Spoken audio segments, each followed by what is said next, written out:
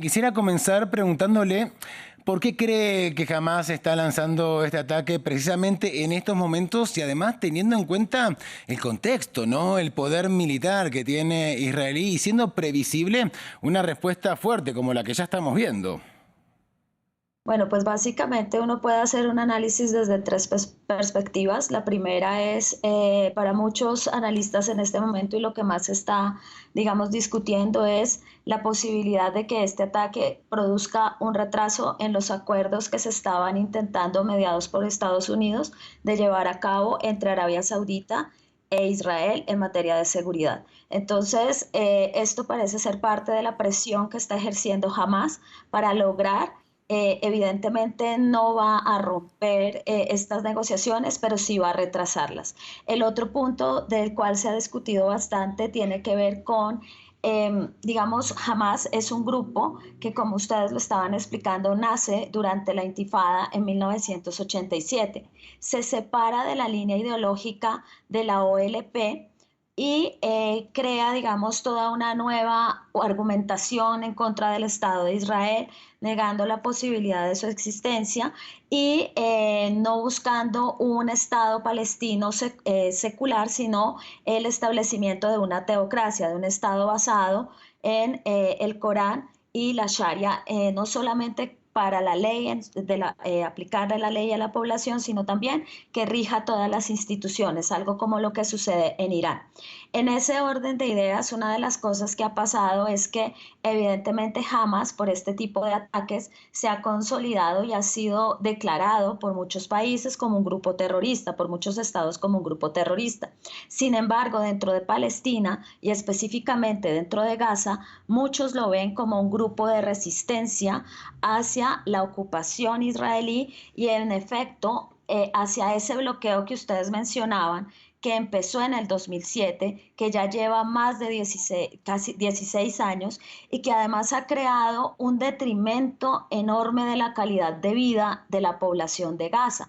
Entonces, Hamas, a través de estos ataques, lo que busca es recoger nuevos aliados, crear un escenario de propaganda como este grupo de resistencia que logra todavía, digamos, poner en jaque, entre comillas, unas comillas muy grandes al Estado de Israel.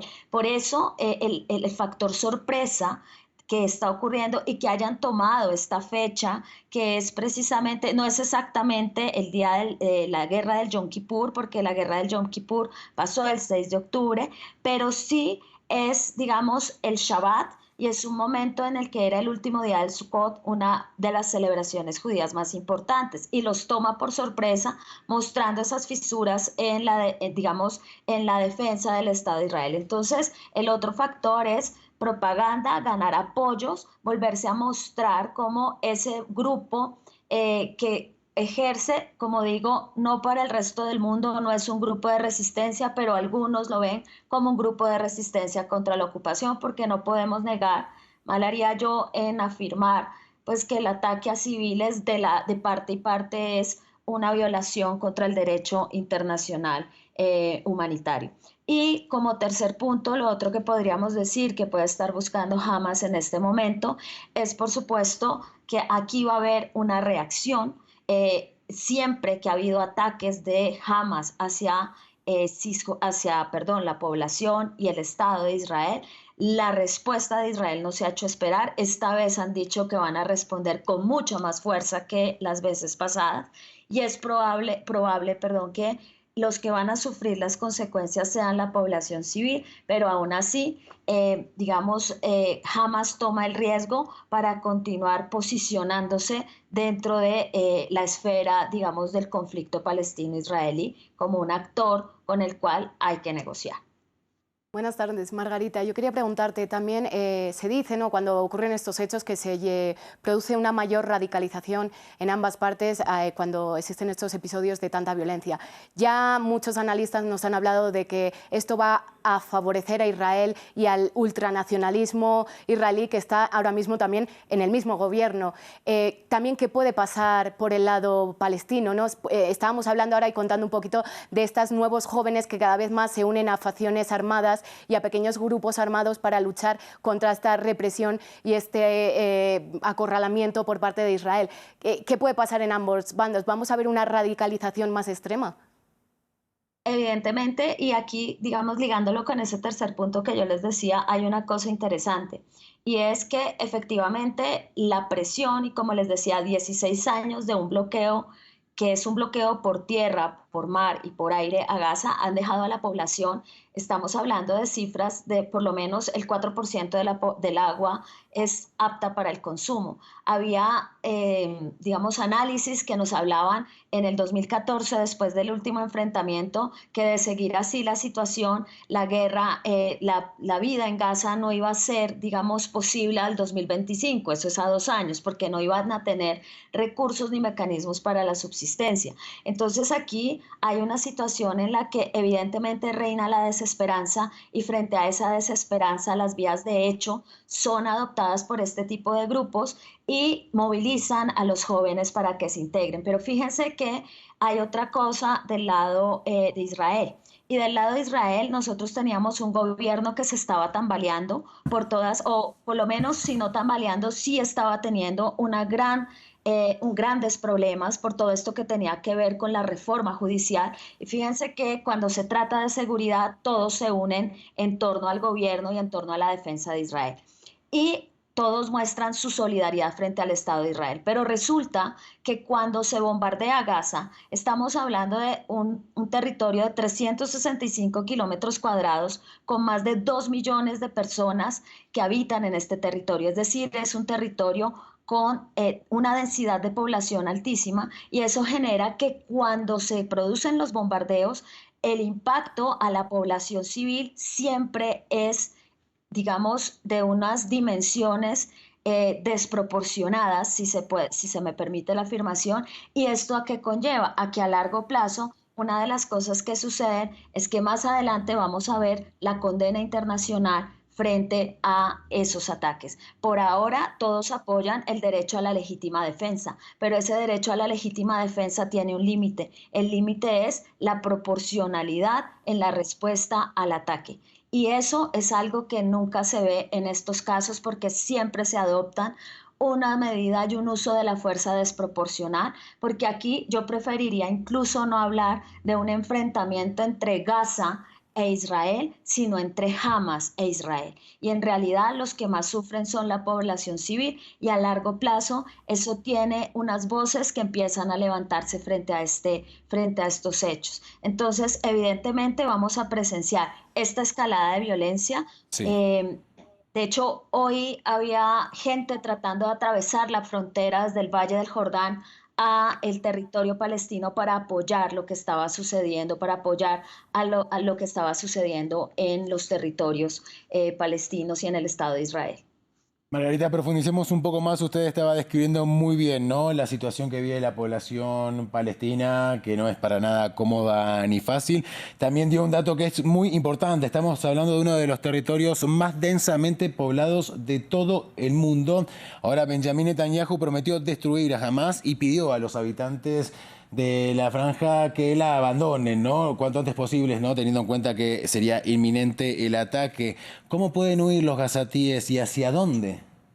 Esa es la gran paradoja, esa es, digamos, una de las cosas que siempre defiende el Estado de Israel, ¿no? Nosotros les avisamos que vamos a bombardear, claro, ustedes les pueden avisar que van a bombardear, pero estamos hablando de un territorio donde uno de los primeros derechos que perdió la población fue el derecho a la movilidad.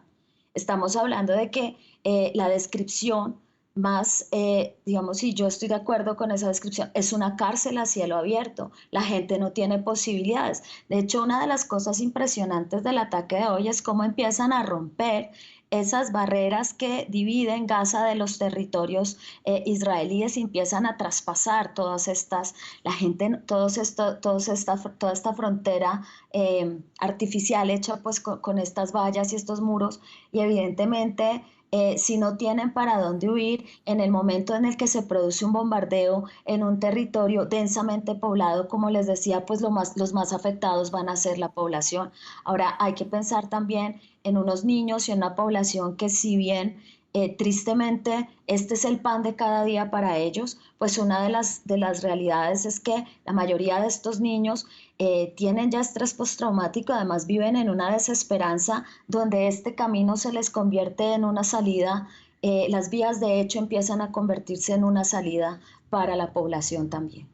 Margarita, sí, efectivamente, como estás diciendo, esto es una guerra completamente desigual en la que no son dos bandos enfrentados, sino que hay un agresor y hay una víctima que no tiene la misma fuerza para agredir como tiene el agresor, que en este caso sería Israel y que viene haciéndolo durante 6 décadas. Quería preguntarte, en este escenario, ¿es posible llegar a un acuerdo de paz, de desescalada? Y también un poco preguntarte por lo que se ha venido haciendo en los últimos años o décadas en los acuerdos de Oslo. Esto es un fracaso, este tipo de acuerdos de paz que, como hemos visto y como hemos estado hablando antes en esta cronología de hechos violentos, no han tenido ningún éxito porque la violencia, así sea a gran escala o a pequeña escala, sobre territorio palestino es sistémica. Sí, pues mira, evidentemente la gran tristeza con todo esto es que hace 30 años, estamos cumpliendo 30 años de los acuerdos de Oslo, que se consideró en su momento como el gran avance en un acuerdo de paz para Palestina. La solución negociada la solución al conflicto palestino-israelí tiene que ser, por supuesto, una solución negociada, pero una solución que le brinde garantías a ambos y que sea satisfactoria para ambas partes.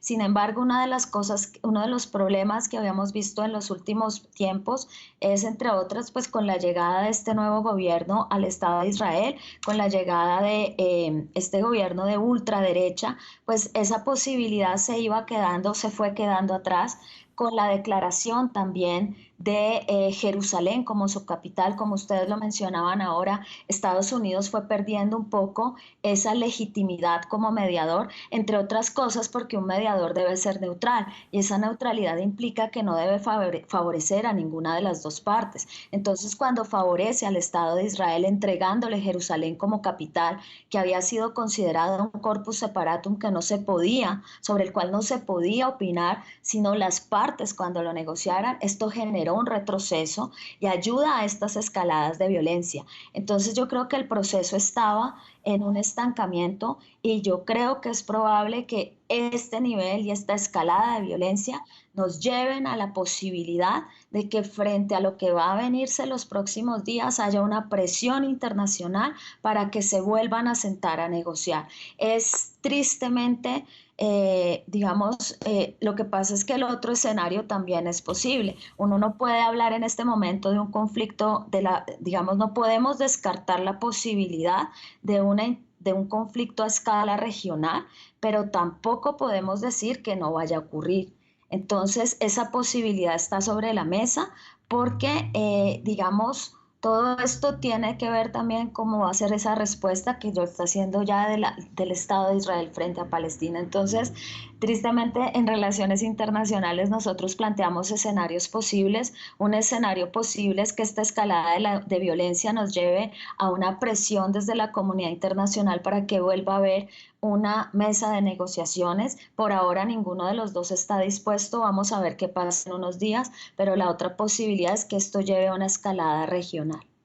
Margarita, vinculado a esto que está planteando de la comunidad internacional y también vinculado a lo que planteaba al inicio, que eran muy interesantes, ¿no? Porque estamos acostumbrados a ver a Hamás en el terreno, ¿no? Con ataques, etcétera. Y usted planteaba algo muy interesante, que son estos objetivos geopolíticos. Quisiera profundizar un poco en esto, ¿no? Está buscando influir en el escenario internacional, ¿no? Boicoteando las normalizaciones, por ejemplo, de relaciones entre Arabia Saudita e Israel. Pero también otra cuestión a nivel de la geopolítica internacional. ¿Cree que quizás en los últimos tiempos, si bien el conflicto se fue recrudeciendo, no obstante tuvo una contracara que fue que quizás perdió lugar en la escena internacional? También tenemos la guerra en Ucrania y otros conflictos. Y ahora Hamás está, atrayendo nuevamente la atención hacia Palestina e Israel.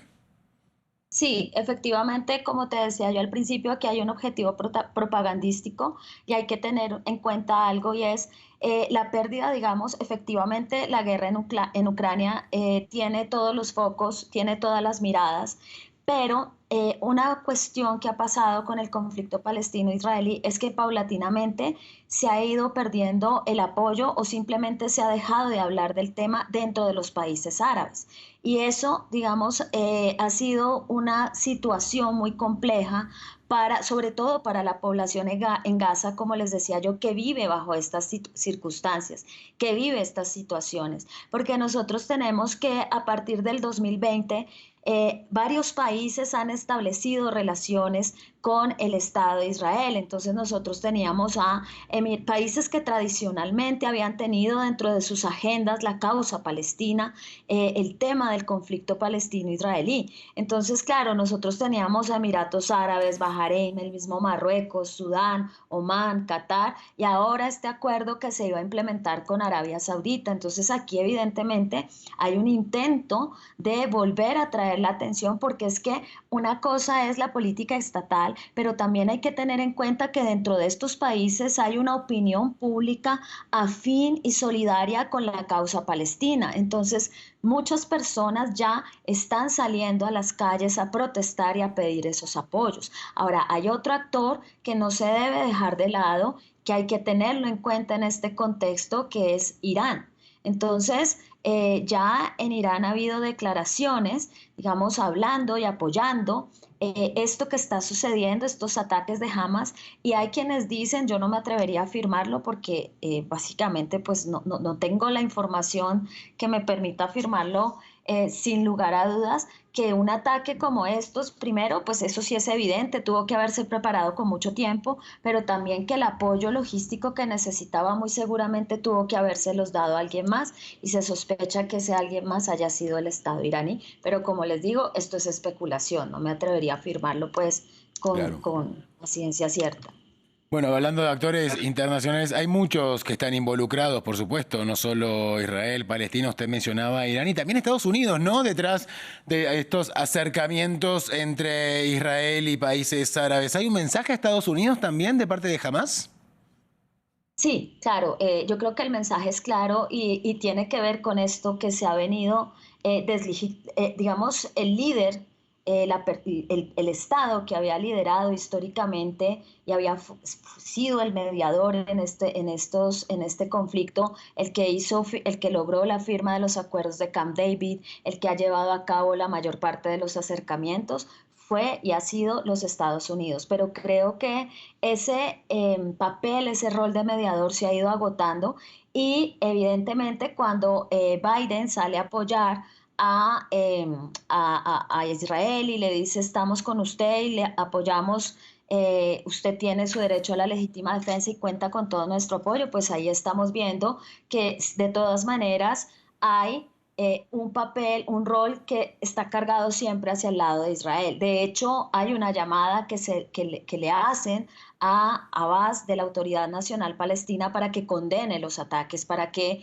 en Cisjordania el gobierno de la Autoridad Nacional Palestina también condene estos ataques. Entonces yo creo que ahí está en juego también el liderazgo no de Estados Unidos en la región, porque allá hay muchos intereses y eso no es tan fácil, pero sí de ese rol como mediador. Y aquí sería, si nos volvemos a sentar a negociar, ¿quién podría ser ese nuevo mediador? Porque yo creo que Estados Unidos no tiene el reconocimiento. Ahora, no se va a negociar con Hamas porque no se negocia con terroristas, pero evidentemente hay que darle un alivio a la población de Gaza, perdón, porque no pueden seguir viviendo como han estado viviendo en los últimos 16 años. Es que no hay comida, no hay agua, no hay escuelas y cada uno de estos bombardeos produce una destrucción en vidas humanas y en infraestructura que no hay cómo repararla porque tampoco pueden entrar materiales de construcción. La única oficina, la única ONG que permanece, que no es de hecho una ONG, la única ayuda humanitaria que permanece en Gaza